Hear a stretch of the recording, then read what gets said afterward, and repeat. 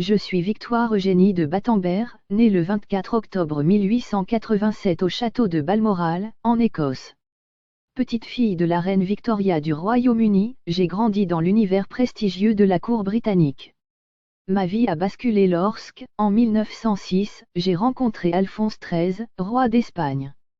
Charmé par son charisme et son enthousiasme, j'ai accepté de l'épouser malgré les nombreux défis auxquels j'allais devoir faire face en devenant reine d'Espagne. Le 31 mai 1906, nous nous sommes mariés à Madrid. Mon arrivée en Espagne ne fut pas sans difficulté, car je venais d'un milieu protestant et l'Espagne, fortement catholique, m'a regardé avec suspicion. J'ai dû me convertir à la foi catholique, ce qui fut une étape sensible pour ma famille. Mais je m'engageai avec dévouement dans mon rôle de reine, espérant gagner le respect et l'affection de mes nouveaux sujets. Nos premières années furent marquées par des épreuves personnelles. Lors de notre mariage, un attentat eut lieu à Madrid, une bombe fut lancée sur notre cortège, tuant plusieurs spectateurs.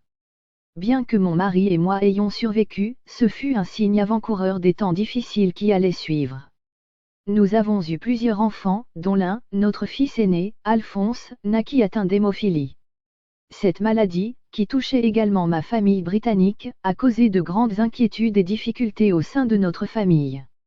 Alphonse XIII, profondément affecté par cela, m'en a parfois tenu responsable, ce qui a mis notre relation à l'épreuve. Malgré ces tensions, j'ai pris mon rôle de reine très au sérieux. Je me suis impliquée dans des œuvres de bienfaisance et dans la modernisation des hôpitaux, m'efforçant de servir l'Espagne du mieux que je le pouvais. Cependant, les années 1920 ont été marquées par une instabilité croissante en Espagne, tant sur le plan politique que social. Mon mari a tenté de maintenir la monarchie, mais les crises s'accumulaient, des grèves, des troubles sociaux et la montée des idées républicaines remettaient en question notre régime. Finalement, en 1931, la situation devint insoutenable.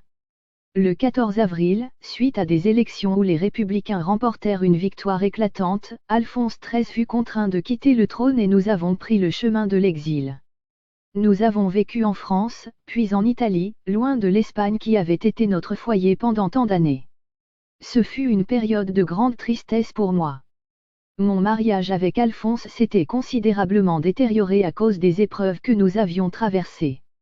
Nous avons vécu séparés dans les dernières années de sa vie. Je suis restée profondément attachée à l'Espagne malgré tout, mais l'exil a marqué la fin de ma vie publique en tant que reine. Je m'efforçais de rester digne face à la défaite, bien que les souffrances personnelles aient été nombreuses.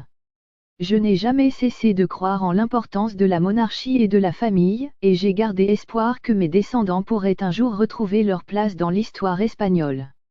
Mon histoire entre 1906 et 1931 est celle d'une reine qui a tenté de se fondre dans un pays profondément différent du sien, de soutenir un mari dans un règne tourmenté et de servir son peuple dans des circonstances souvent difficiles.